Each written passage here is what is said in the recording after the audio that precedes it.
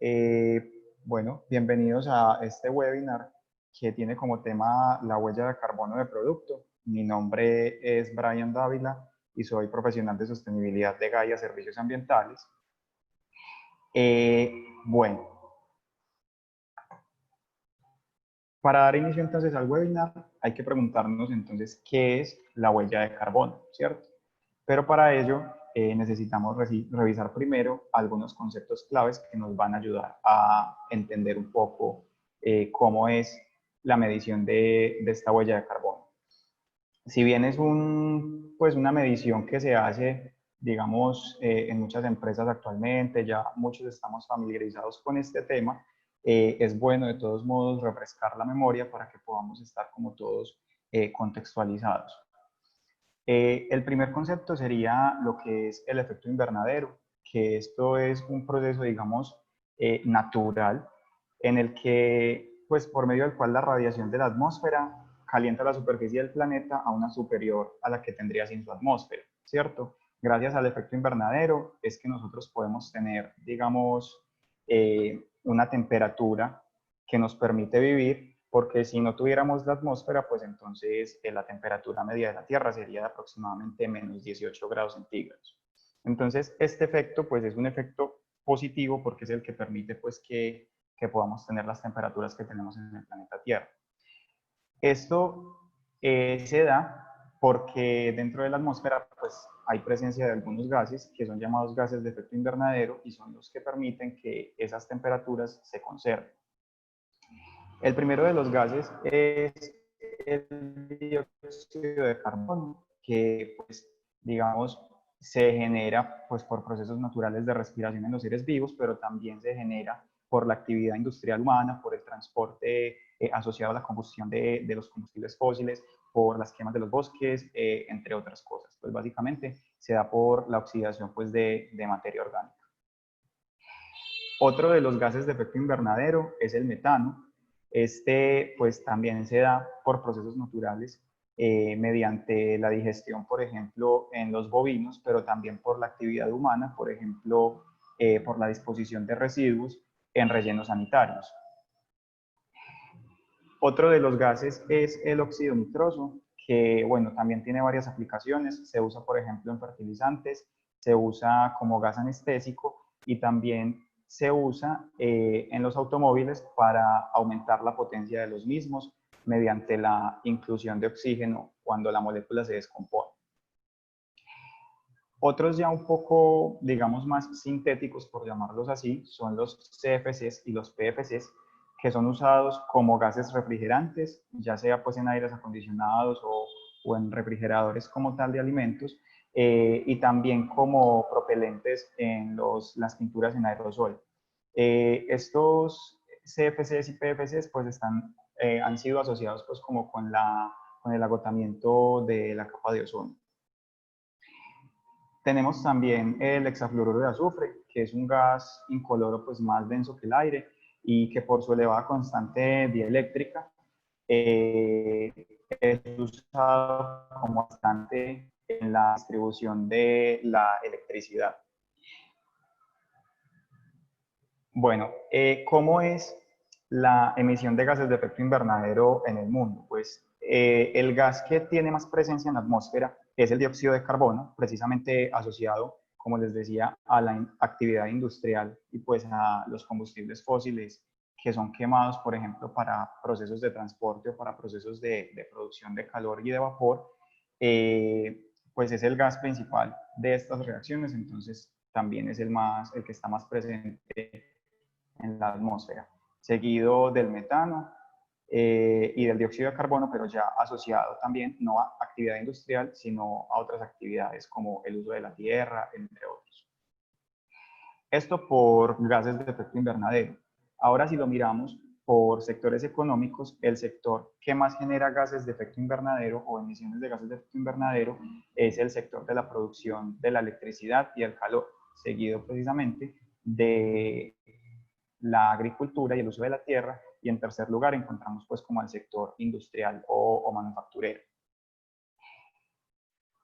Ahora, para poder entender pues como la huella de carbono de un producto, hay que, digamos, analizarlo desde una perspectiva de ciclo de vida, porque esta huella de carbono, pues es una de las huellas que se mide en un ciclo de vida, y para ello entonces se tienen que tener en cuenta, digamos, las 5 etapas principales de un ciclo de vida, que de esto pues ya hemos hablado en webinars anteriores, que van desde la materia prima, la manufactura del producto, la distribución del mismo, el uso y ya finalmente la disposición que se le da al residuo cuando ha alcanzado pues su fin de vida.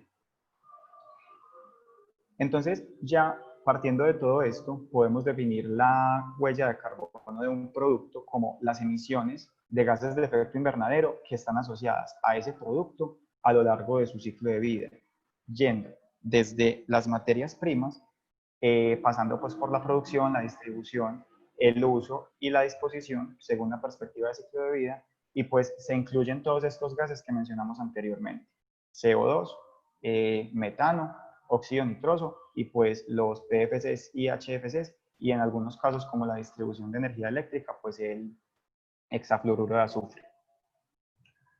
Ahora, ¿qué beneficios tiene entonces que yo mida como empresa la huella de carbono de mis productos? Pues cuando yo puedo, digamos, tener una huella de producto medida adecuadamente, yo voy a poder identificar no solamente las etapas de ciclo de vida, sino también los procesos en los que yo estoy generando la mayor cantidad de las emisiones de esos gases de efecto invernadero.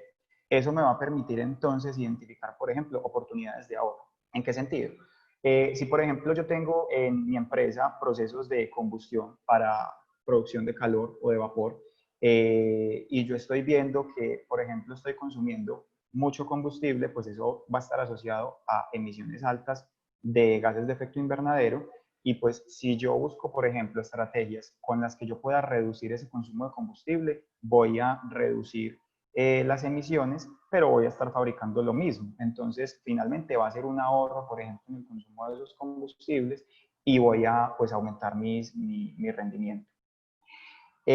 También se puede utilizar como para la toma de decisiones en términos de proveedores, materiales, entre otras cosas. Es decir, para poder realizar como un diseño más sostenible de mis productos, o una selección de proveedores sostenibles, ¿cierto? Para yo poder llevar mi compañía a, digamos, a una perspectiva más de sostenibilidad, ¿cierto? También lo puedo utilizar para satisfacer, digamos, las demandas del mercado, que actualmente se observa que el mercado está migrando mucho a los productos verdes o a los productos sostenibles. Muchas personas prefieren comprar productos sostenibles o que tienen alguna etiqueta de sostenibilidad, en lugar de comprar pues como sus homólogos tradicionales. Incluso hay personas que están dispuestas a pagar un poco más de dinero para poder obtener esos productos que son sostenibles, porque finalmente reconocen que no solamente están ayudando al medio ambiente, sino que también se están ayudando a ellas mismas, porque finalmente las afectaciones que yo haga al medio ambiente se van a ver reflejadas también en la salud de las personas. También puede tener beneficios, digamos, de cara al sector económico en el que se desarrolla la industria. Por ejemplo, pues se puede destacar, entre otras industrias del mismo sector, como una empresa líder en términos ambientales. Y también sirve para yo comparar mi producto con otros productos pues con productos, digamos, homólogos, pero de otros proveedores.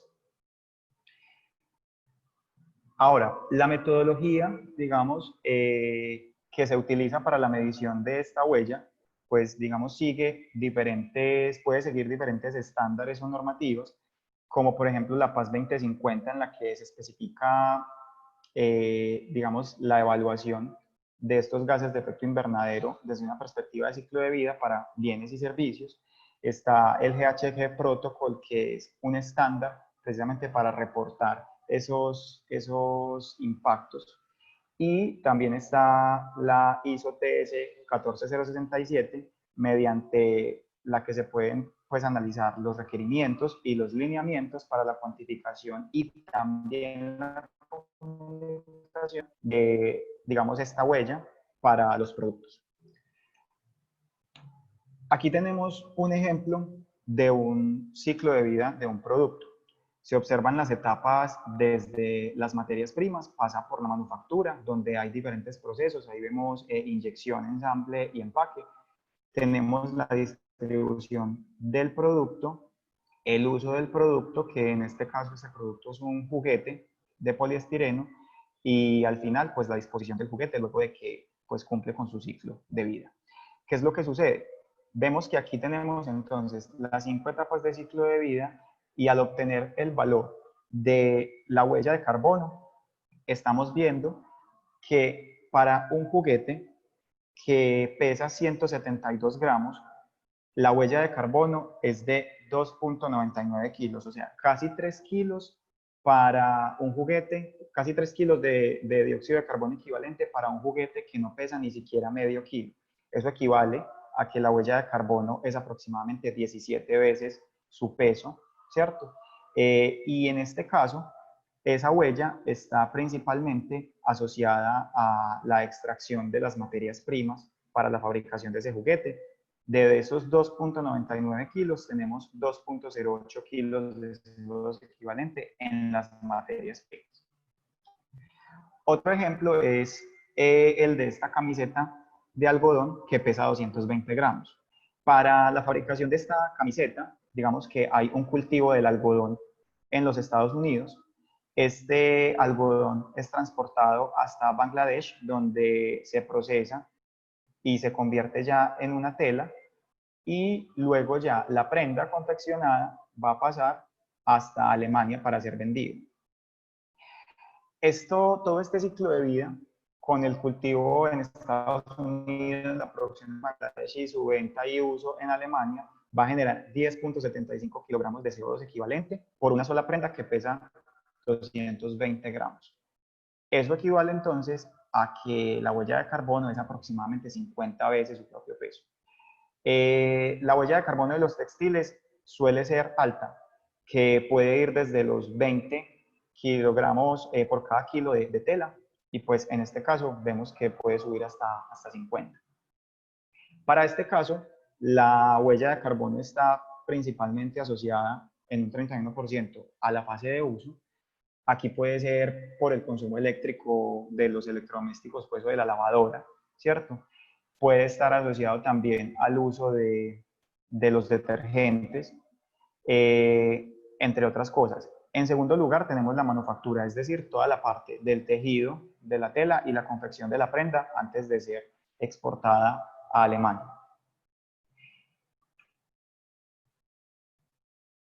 Para poder, digamos, validar o para poder, digamos, presentar los valores de la huella de carbono sea ante mis clientes, ante mis consumidores, ante alguna otra entidad, o para yo poder, por ejemplo, ser carbono neutro, existen diferentes certificaciones de huella de carbono.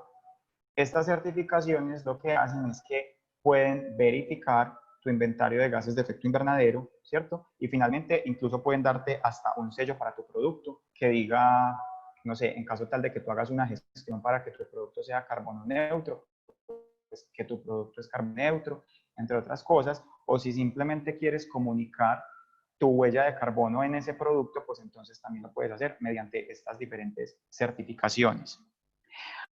Algunos productos con certificación de huella de carbono de producto pueden ser, por ejemplo, los vuelos por algunas aerolíneas. Algunos electrodomésticos también tienen huella de carbono, pues huella de carbono certificada, perdón.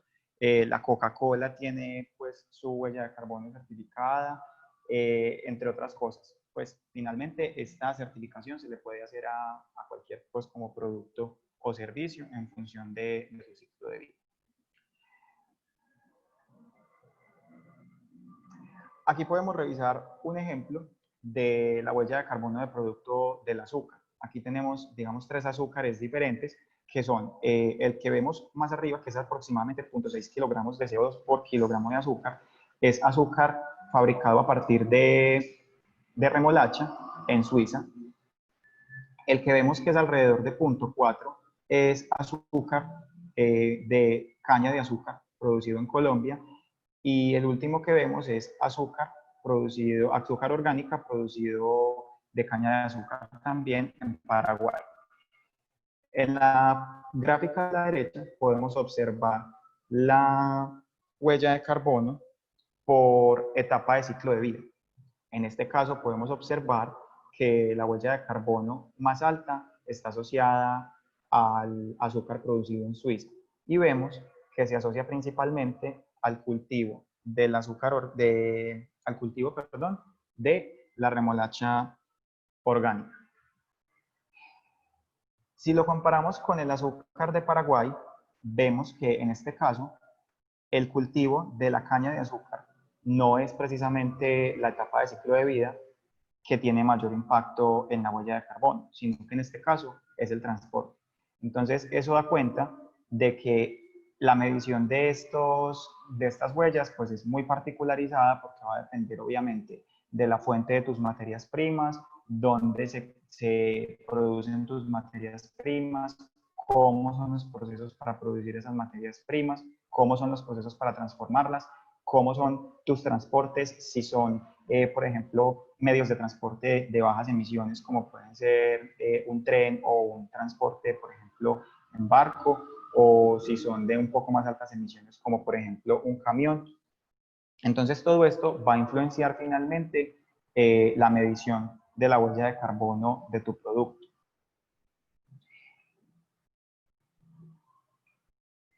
Como les decía anteriormente, hay muchos productos que tienen, digamos, una huella de carbono medida, verificada o certificada.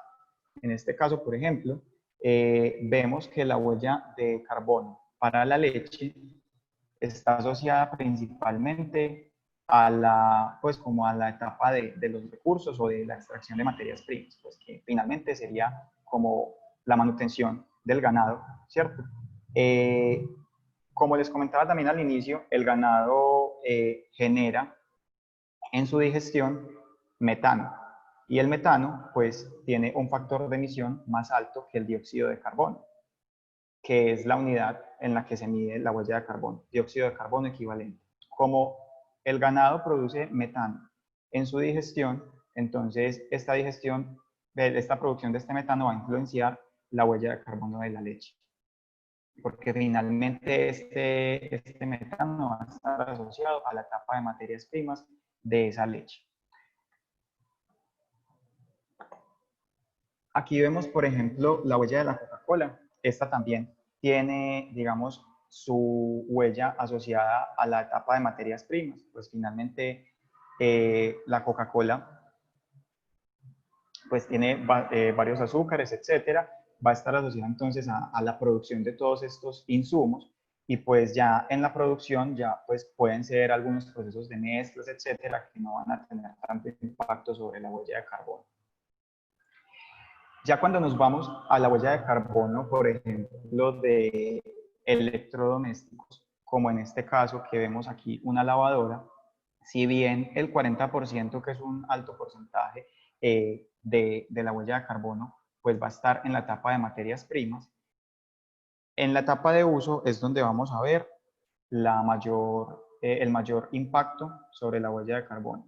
Y esto se debe precisamente a que la lavadora pues, se usa varias veces y en cada uno de esos usos pues, hay unos consumos de, por ejemplo, energía eléctrica principalmente.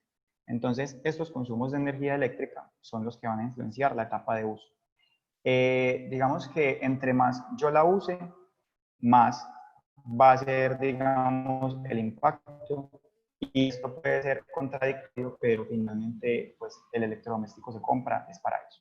Entonces, por eso, en estos casos, es conveniente comprar electrodomésticos que tengan, digamos, bajos consumos eléctricos en su uso. Otro de los ejemplos es, por ejemplo, es el de la nevera. Esta también en su uso tiene la mayor parte de la huella en esta etapa. Y eso se debe pues precisamente a que la nevera es un electrodoméstico que está pues prácticamente el 100% del tiempo conectada a la energía eléctrica. Este consumo constante es el que va a generar ese impacto sobre la huella de carbono total en el ciclo de vida. La estufa, por ejemplo, esta es una estufa de gas, también va a tener asociado ese impacto en el uso, pero como es una estufa de gas ya no va a ser pues por consumo eléctrico, sino finalmente por la combustión de, puede ser el gas natural o el propano que se está utilizando para cocinar, el que va, digamos, a generar esas emisiones de CO2, de metano, entre otros, y que son los que van finalmente a generar esa huella de carbono alta en la etapa de uso, en comparación con las otras etapas de ciclo de vida, que finalmente no van a llegar ni siquiera a ser del 2% en este caso.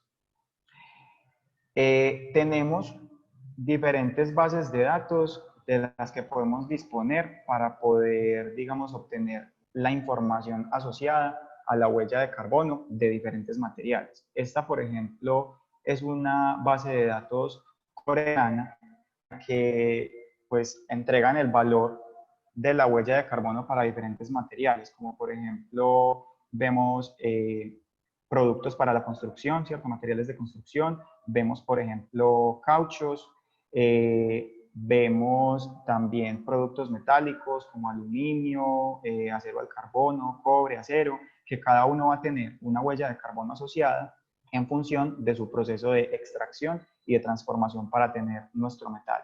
No es lo mismo yo estar en una mina de bauxita donde voy a extraer pues de la bauxita para producir el aluminio a, por ejemplo, una mina, ¿cierto? Para obtener el hierro, para fabricar el acero. Los procesos son diferentes, tanto pues puede que la minería sea un proceso similar en ambos casos, pero ya la parte de la transformación para obtener el metal en sí mismo ya son diferentes. Entonces la huella de carbono también va a variar y aquí vemos que hay huellas desde más o menos los 2 kilogramos de CO2 equivalente por kilogramo de material hasta casi los 5 kilogramos. Tenemos también huellas entonces para plásticos, entre otros, pero entonces digamos que todo eso que nos permite, esa información nos va a permitir realizar el cálculo de nuestra huella de carbono en el ciclo de vida, porque de acuerdo al producto que yo vaya, al que yo le vaya a medir la huella de carbono, voy a utilizar unos materiales que tienen su huella asociada, voy a utilizar unos insumos como por ejemplo energía eléctrica, combustibles para producir calor o vapor, entre otras cosas. Y todo eso me va a traer una huella asociada, unas emisiones de gases de efecto invernadero asociadas, que son con las que yo voy a poder medir mi huella de carbono. Entonces, en este caso, evaluemos qué tiene menor huella de carbono. La situación aquí es que, listo, hay que secarse las manos. Entonces, en este caso hay diferentes métodos para secarse las manos. Entonces, los dos primeros son secadores con aire frío, pero el primero tiene una carcasa plástica, el segundo tiene una carcasa de aluminio. Tenemos en el tercer lugar un secador de aire caliente. Luego tenemos toallas de papel, pero papel reciclado. Tenemos también toallas de papel, pero papel virgen. Y toallas, digamos, que son de tela para secarse las manos. Entonces, ¿cuál de ellas va a generar menor cantidad de dióxido de carbono? Entonces, cuando uno ve los resultados, observa que las toallas de papel virgen son las que van a generar el mayor impacto. Y esto está asociado precisamente al proceso de producción de papel. En este caso es el que pues genera esa alta huella.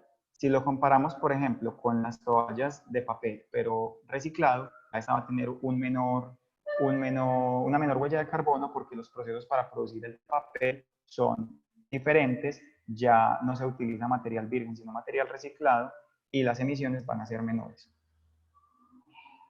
Pero de todas las opciones, el que menos huella genera es secarse las manos con aire frío, con un secador pues que es eléctrico para las manos. Y en este caso, entre los dos secadores, el que menos huella genera es el de la carcasa plástica en comparación con la carcasa de aluminio, porque el aluminio como material tiene mayor huella de carbono que pues la mayoría de los plásticos. Entonces, como este secador puede ser usado varias veces, pues la huella, digamos, de el secador como tal, dividida entre el número de usos que yo le dé, va a generar una huella muy pequeña por cada secada de manos. Y eso es lo que va a hacer que esa huella sea bajita. Pero es muy necesario tener en cuenta cómo va a ser usado ese producto, porque eso va a influenciar directamente la huella de carbono de nuestro producto. Otro ejemplo que podemos tomar en cuenta es el de las bolsas, ¿cierto? El uso de una bolsa sintética como las que llevamos al supermercado o el uso de una bolsa de papel. En este caso, vemos que si esa bolsa sintética es usada aproximadamente 5 veces más que la bolsa de papel, la huella de carbono se puede, digamos, equilibrar. O sea, inicialmente la huella de carbono de la bolsa sintética va a ser mayor, pero si yo la uso varias veces, se puede incluso equiparar con el de la huella de la bolsa de papel. Ahora, si yo la uso más de esas 5 veces, la huella va a poder bajar más. Tanto que si, por ejemplo, yo la uso no 5, sino 8 veces, la reducción de las emisiones de dióxido de carbono va a llegar a ser hasta el 35%. Entonces, por eso es muy importante cómo uso yo el producto. Es muy diferente. Si yo cojo la bolsa sí, plástica sintética, la uso y la boto, así yo la uso varias veces antes de darle una disposición final. Ahora, entonces, para resumir un poco la huella de carbono del producto, pues finalmente va a ser entonces la sumatoria de todas las emisiones de gases de efecto invernadero que resultan de todas las etapas del ciclo de vida de ese producto. Todos los procesos que están involucrados en las etapas del ciclo de vida van a generar unas emisiones, lo mismo que los materiales, y eso es lo que al final sumamos para poder obtener la huella de carbono del producto como tal. Eso dentro de los, digamos, límites del sistema que se especifican desde el inicio. Ahora, como decíamos al principio, eso nos puede servir para diferentes cosas. Puede ser para, pues, finalmente ahorrar, sea, por ejemplo, ahorrar energía, ahorrar material o entre otras cosas a nivel de la producción. También en etapas de diseño puede ser muy útil porque me va a permitir diseñar materiales que son, pues, que tienen menor impacto y también pues como estrategia de mercadeo, o sea, de cara al mercado, de cara al consumidor, pues si yo tengo un producto que genera menor impacto respecto a un homólogo que cumple la misma función, puedo tener, pues digamos, más clientes porque hay clientes que están dispuestos incluso a pagar más por esos productos.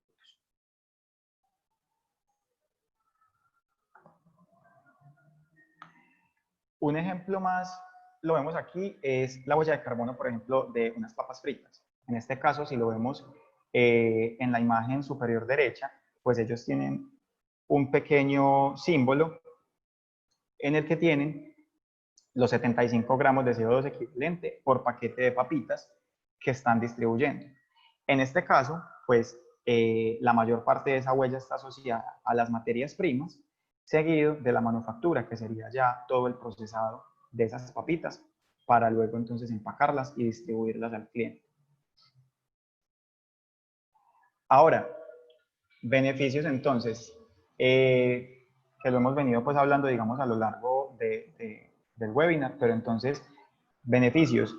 Muchas personas dicen preferir productos que tengan baja huella de carbono, precisamente porque en los últimos años se ha generado como una conciencia respecto al cuidado del medio ambiente.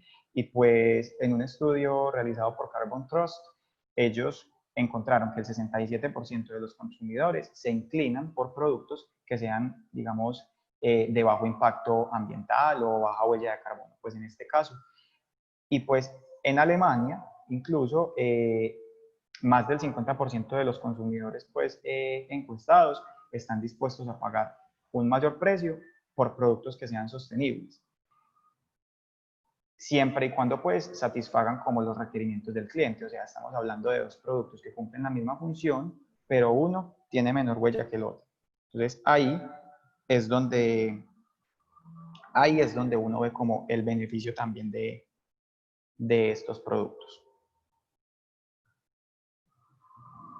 Ahora, hay empresas que están comprometidas con la reducción de las emisiones de gases de efecto invernadero. Una de ellas es, por ejemplo, Unilever, que pues ha realizado el cálculo de aproximadamente el 70% de sus volúmenes de producción en términos de huella de carbono, y pues ellos han encontrado que la mayor parte de su huella está asociada precisamente al uso del producto.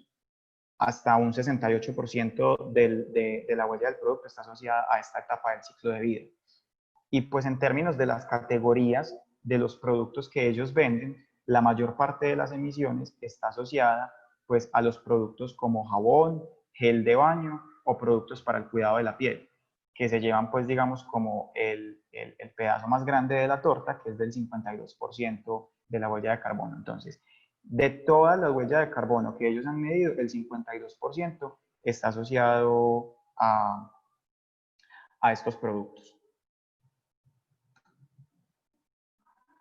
Ahora, para medir la huella de carbono, entonces hablábamos que hay diferentes metodologías, estándares o normas, sea para el reporte, para realizar el inventario y pues para realizar el cálculo. Pues algunas de ellas entonces son la PAS 2050, hablamos también de la ISO, entre otras, pero entonces la PAS 2050 nos da esa especificación para la evaluación de las emisiones de gases de efecto invernadero en el ciclo de vida de bienes y productos. Y ellos nos hablan de un proceso que tiene, digamos, tres etapas. El proceso que es como del startup, en el que, digamos, tenemos tres actividades principales. Una de esas actividades es entonces la de establecer los objetivos, es decir, yo para qué voy a medir esta huella, seleccionar los productos y comprometer también a los proveedores. En la segunda etapa tenemos 5 pasos. El primero es construir un mapa de proceso, seguido de verificar esos límites en los que yo voy a realizar el cálculo, luego recolectar todos esos datos en función de los procesos y ya realizar el cálculo y finalmente pues determinar una incertidumbre de mi cálculo.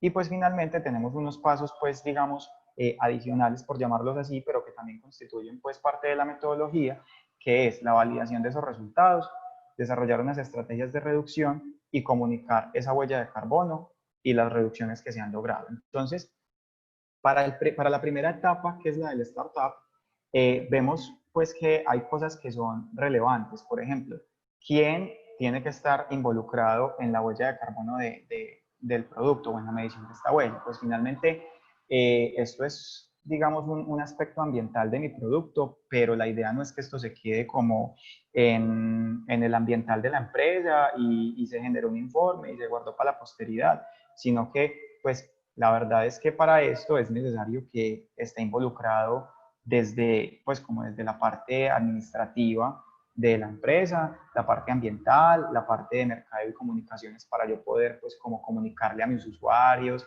a mis clientes, si yo no soy pues como un productor para cliente final, sino un business to business, pues también poderle comunicar a mis clientes. Tiene que estar involucrada la parte de la producción, que es la que nos va a permitir realizar todo este inventario de ciclo de vida, la cadena de suministro para yo ver si mis materias primas son sostenibles o no, entre otras cosas, cómo es mi transporte. Entonces, aquí entra ya la parte de logística, la energía, cómo es la energía que yo uso, si es, por ejemplo, energía verde o si yo uso más que todo energía no eléctrica, sino térmica, entre otras cosas. Entonces, la idea es que todo el mundo, digamos, esté comprometido de cierta forma con esto, porque finalmente la idea de la huella no es solamente tener la medida, sino desarrollar estrategias alrededor de eso. Y desde las diferentes áreas de la empresa, pues se pueden desarrollar esas estrategias. Entonces, pues por eso esa necesidad. Ahora, ¿qué consideraciones clave debemos tener durante esta fase o durante esta etapa? Pues primero lo que hablábamos de especificar un objetivo. Entonces, ¿por qué medir esa huella? ¿Cuáles son los objetivos? ¿Yo para qué la estoy midiendo? ¿Cierto? Entonces esos objetivos no necesariamente tiene que ser un solo objetivo, puede ser de cara al ambiente, pues reducir las emisiones, de cara al mercado, pues entregar un producto que sea más sostenible y también pues generar mayores ganancias en torno a eso, bueno, entre otros objetivos que se puedan pues plantear. Y también definir unos criterios para poder seleccionar esos productos a los que yo le voy a medir esa huella de carbono. Y partiendo de esos criterios, pues seleccionar esos productos. Entonces, por ejemplo, si mi perspectiva es el producto que yo más vendo es este, entonces le voy a medir la huella de carbono porque yo vendo por volumen y esto es lo que me interesa para poder ser, no sé, más competitivo. O por ejemplo, yo tengo estas líneas de producto y no va a ser el producto que más venda, sino los productos más costosos porque la gente está dispuesta a pagar más por ellos porque sean productos sostenibles. Entonces es a partir de esos criterios que yo defina, poder entonces definir también cuáles son los productos a los que les voy a medir esa huella de carbono. Ahora, ¿cuáles son también esos contactos clave en términos de la cadena de suministro? ¿Qué recursos tengo yo para poder realizar ese proyecto? Y no solamente pues recursos económicos, sino también recurso humano para ese proyecto. Cómo se modifica la estructura en función de la estrategia, perdón, en función de eso, cuánto tiempo va a tomar, entre otras cosas. Entonces, estos son, digamos, consideraciones clave, que no sea solamente como vamos a medir la huella de carbono solo porque otro lo está haciendo, sino que realmente sea algo de conciencia, porque esto no solamente es, pues por el medio ambiente obviamente lo es, pero no solo es por eso, sino también para yo poder optimizar mis procesos, generar ahorros en mi compañía, etcétera. También en esta parte, la Paz 2050 nos presenta unos principios que debe seguir pues como la metodología. Uno de ellos es pues la relevancia, es decir, o sea, hay que realizar una buena selección de las fuentes, de los datos y de los métodos para esos productos a los que yo les voy a medir la huella de carbono. Esta información debe ser completa, es decir, se deben incluir todas esas emisiones de gases de efecto invernadero que sean relevantes, ¿cierto? Que sean relevantes y representativas para la medición. Los datos deben ser consistentes, es decir, tienen que permitir que yo realice comparaciones entre productos similares o entre sectores similares, etcétera. Deben ser datos precisos, es decir, pues la idea es que la incertidumbre sea lo más baja posible, porque si no, finalmente el cálculo no nos va a dar mucha idea de lo que realmente está pasando en mi proceso o con mi producto. Y finalmente la transparencia, es decir, yo tengo que entregar la información suficiente para que mis clientes o mis proveedores o mis distribuidores puedan tomar, digamos, decisiones alrededor de eso, ¿cierto? Porque finalmente si yo soy un proveedor de materias primas de otra empresa, yo le tengo que suministrar información suficiente respecto a la huella de mis productos para que ellos puedan tomar decisiones. Si deben reducir la cantidad de material o si deben cambiar el material, entre otras cosas. Aquí tenemos entonces, digamos, esos procesos que nos decían, pues como los pasos que nos decían en la segunda etapa, que entonces eran primero generar un mapa de proceso, que es el que nos va a permitir estructurar todo ese ciclo de vida y los procesos que van a estar involucrados en ese ciclo de vida, para yo poder determinar también entonces esos límites. En el segundo paso está la confirmación de esos límites para poder calcular esa huella de carbono, es decir, qué es lo que yo voy a incluir porque es relevante para mi proceso y mi producto. Luego la recolección de los datos, que eso nos va a permitir entonces levantar como nuestro inventario de efecto invernadero o de gases de efecto invernadero para poder realizar el cálculo, que es el paso 4. Y finalmente, a partir de toda esta información, de los datos y del cálculo, voy a poder realizar el cálculo de la incertidumbre del resultado que yo tengo. Esto sería para la fase 2. Y pues finalmente, digamos que esos mapas de proceso que nos están diciendo en la fase 2 deberían pues estar, digamos, tener, bueno, desde el principio estamos hablando que deben tener un enfoque de ciclo de vida. Finalmente, si es un business to consumer, vamos a tener entonces que va desde las materias primas hasta la disposición final, porque yo voy a saber cómo se usa mi producto, entonces voy a poder determinar todos estos procesos asociados a todas las etapas de ciclo de vida. Pero si yo soy un business to business, por ejemplo, yo soy un proveedor de materias primas, yo no sé si mis diferentes proveedores van a usar mi producto de la misma manera o no. Por ejemplo, si yo produzco pellets de plástico, pues no sé si mi proveedor va a fabricar una mesa o si el otro proveedor va a fabricar una bolsa, cuyos usos son muy diferentes. Entonces, pues ya, digamos, el análisis se hace solamente hasta la distribución, porque ya en adelante, pues la cadena de suministro pues, es muy variable. Esto para la fase 2. Ahora, finalmente, ya los últimos pasos de los que hablábamos eran los de validar los resultados, ¿cierto? Que los resultados que yo obtuve, pues poderlos validar, poder ver que mi inventario está pues bien calculado, mi huella está bien calculada y pues ya a partir de esos resultados que obtuve, poder realizar una reducción en las emisiones de gases de efecto invernadero, generar estrategias en torno a eso, que finalmente, como decía, se van a ver reflejadas en ahorros también en la compañía y pues incluso en optimizaciones de proceso, entre otras cosas, pues todos los beneficios que hablábamos. Y pues finalmente, ya cuando yo tengo todo validado y pues tengo unas estrategias de reducción, entre otras cosas, pues ya voy a poder comunicar esa huella a mis clientes, a mis distribuidores, etcétera, pues como a mis partes interesadas dentro de este proceso.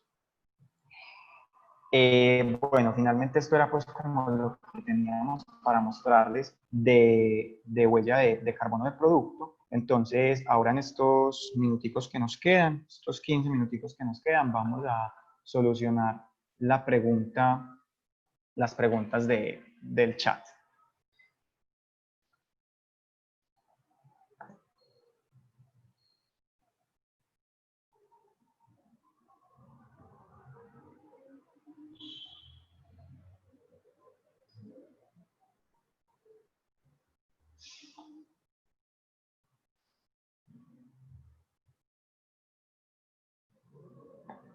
Bueno, entonces tenemos primera pregunta. ¿Puede haber en algún momento un caso en que la huella de carbono de X producto sea falsificado y qué entidad regula estos casos? Bueno, pues a ver, para ello, pues finalmente no es el deber ser que yo publique, digamos, mi huella de carbono si no está realmente verificada por una entidad. Y pues hay diferentes entidades que pueden realizar estas verificaciones o estas certificaciones de la huella. Aquí sí le voy a pedir el favor a Catalina que por favor me colabore, que ella conoce un poco más del tema de estas entidades. Hola, buenas tardes. Sí, bueno, digamos que hay varias formas de publicar esa huella de carbono. Entonces, lo primero es una autodeclaración. Entonces, cuando yo hago una autodeclaración, pues inicialmente la hace la organización y nadie está regulando qué está mostrando en esa autodeclaración. Digamos que vamos a empezar a mirar ya como la seriedad, por así decirlo, de la huella de carbono de acuerdo al sello que tenga. En Colombia, por ejemplo, Icontec certifica bajo diferentes normas y pone, digamos, te da un sello hasta la parte donde llegues. Puede ser que te certifique tu huella o te da un sello de neutralidad cuando llegas pues como hasta la fase final. A nivel internacional, bueno, Brian ya nos mostró algunas de las etiquetas que se pueden tener, pero tenemos como una entidad europea que se llama EnvironDec.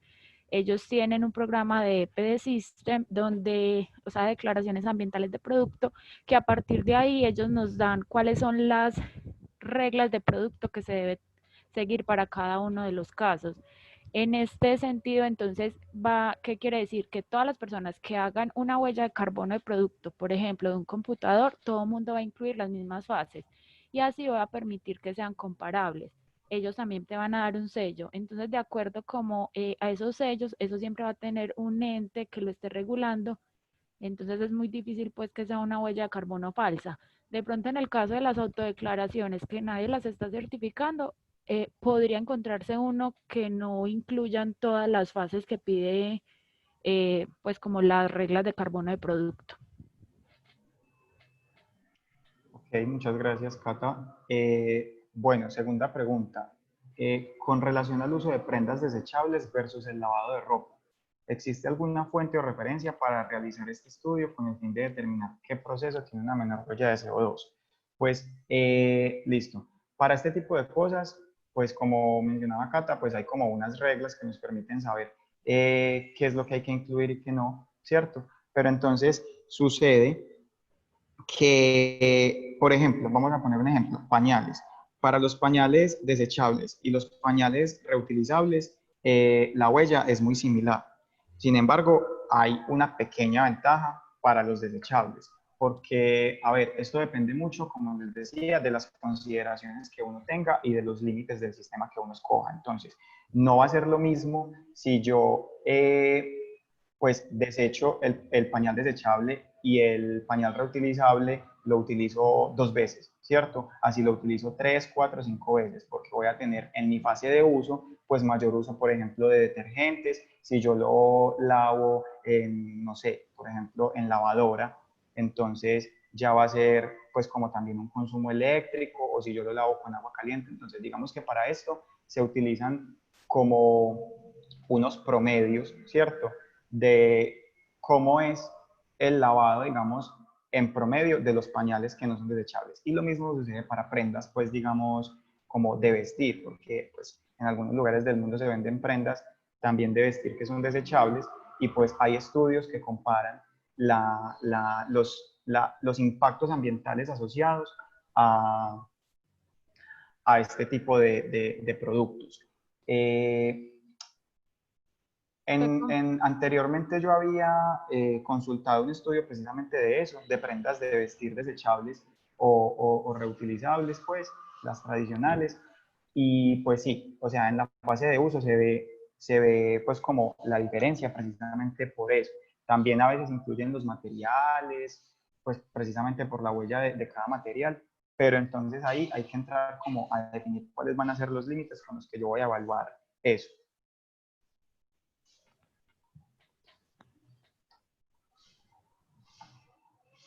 Bueno, tercera pregunta.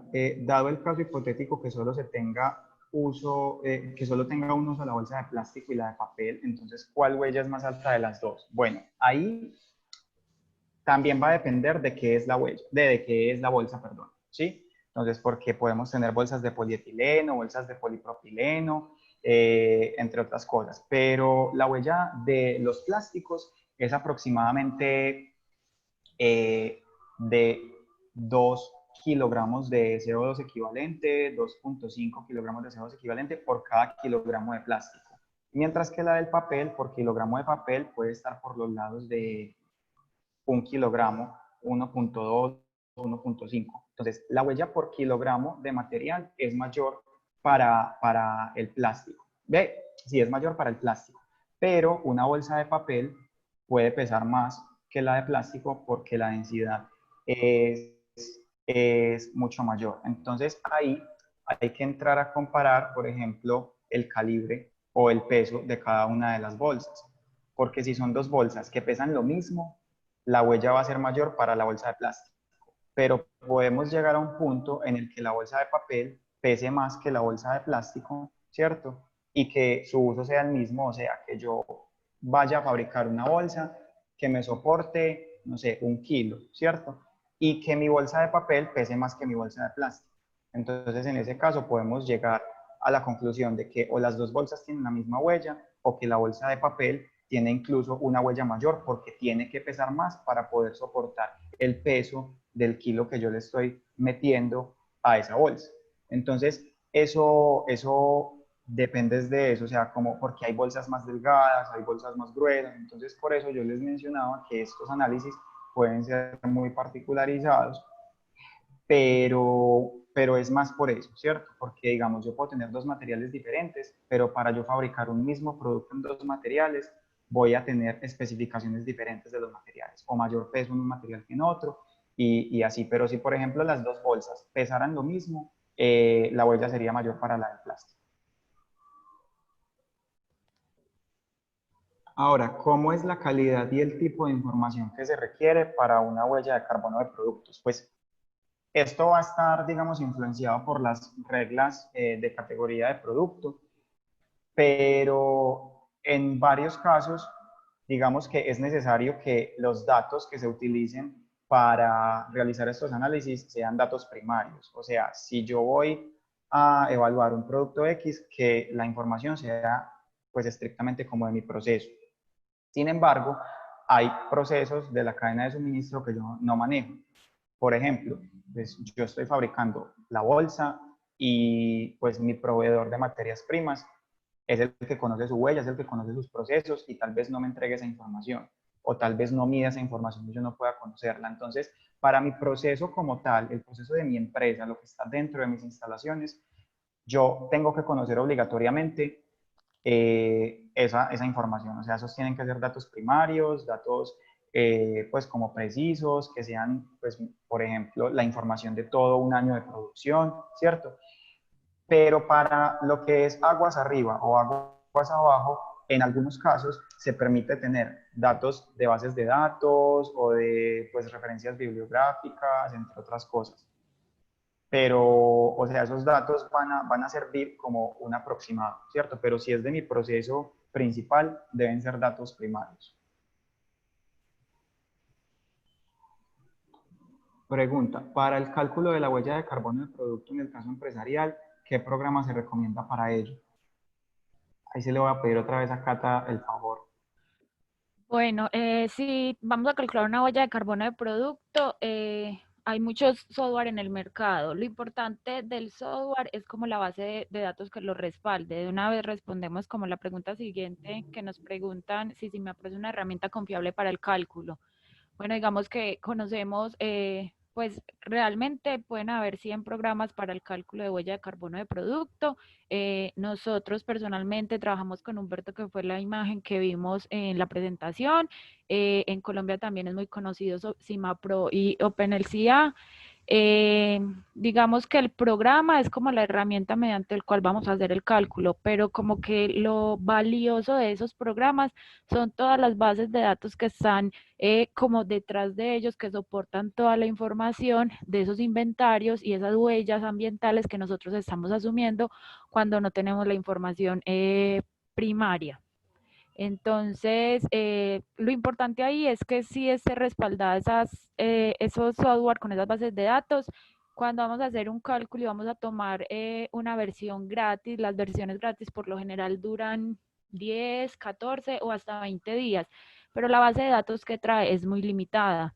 Entonces, ahí lo importante es eso, que esté respaldada por una base de datos. En este caso, pues la más grande que hay en el momento es Ecoinven, y Gaby también es una muy buena base de datos para respaldar esos software. Ok, gracias, Cata. Dale, si quieres. Entiendo que para compensar la huella de carbono se podría atender comprando bonos. ¿Cuál es el costo de estos bonos? Dale, si quieres yo te colaboro con esta. Bueno, Vale, para compensar la huella de carbono, bueno, hay dos, aquí pues estamos hablando de huella de carbono de producto, entonces lo ideal es llevar el producto hasta neutralidad. Cuando llegamos a neutralidad, más adelante vamos a tener un webinar de eso, pero para llegar a neutralidad, pues no simplemente es medir y comprar esos bonos de carbono, sino tener un plan de neutralidad que me permita hacer como un programa de reducción de emisiones. Los bonos en Colombia en este momento pueden estar alrededor de 15.000 pesos. Hay bonos por fuera de Colombia que son mucho más económicos. También los precios varían dependiendo del tipo de proyecto, si es un proyecto social, si es un proyecto de reforestación, si es un cuidado de cuencas, bueno, dependiendo del tipo de proyecto, estaría el precio. Hay que tener mucho cuidado en el momento de comprar los bonos, porque si yo voy a hacer una certificación, esos bonos me piden que estén certificados, por eso los costos son tan altos. Acá en Antioquia tenemos, pues está un programa que pues se inició acá, que es Banco 2. Ellos tienen dos tipos de bonos: un bono que es certificado, que sirve para ese tipo de compensaciones y que mi producto sea carbono neutro, y otro bono que no tiene la certificación y es más como para compensación personal. Uno puede medir su huella de carbono, entra a la página y dice, voy a compensar 1 tonelada. Es más como por responsabilidad social de uno mismo. Esos bonos son más económicos, se pueden encontrar entre 7 y 8.000 pesos. ok, gracias, Cata. Y bueno, en la huella de carbono no se analizan los tiempos de degradación del producto. Bueno, cuando hablamos de la huella, de los tiempos de degradación, pues entonces lo podemos mirar, bueno, o al menos yo lo estoy viendo aquí como desde dos puntos de vista. Uno es la degradación por el uso, ¿cierto? Que finalmente esa debe ser una de las consideraciones que yo debo tener en cuenta a la hora de realizar pues como el cálculo de mi huella de carbono. Y es, por ejemplo, si vamos a realizar el cálculo de la huella de carbono para una lavadora, por ejemplo, entonces es, listo, ¿cuántos usos se le da a esa lavadora o durante cuántos años dura esa lavadora funcionando, ¿cierto? Entonces, ese sería, digamos, un tiempo de degradación o de, digamos, como de daño del mismo producto.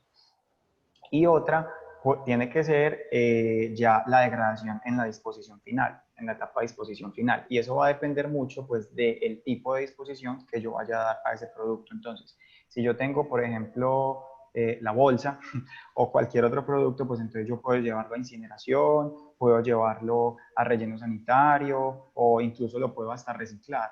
Entonces, también es como, bueno, ¿qué voy a hacer primero con él? Y segundo, ¿en qué horizonte de tiempo voy entonces yo a evaluar esos impactos ambientales, por ejemplo, en el fin de vida?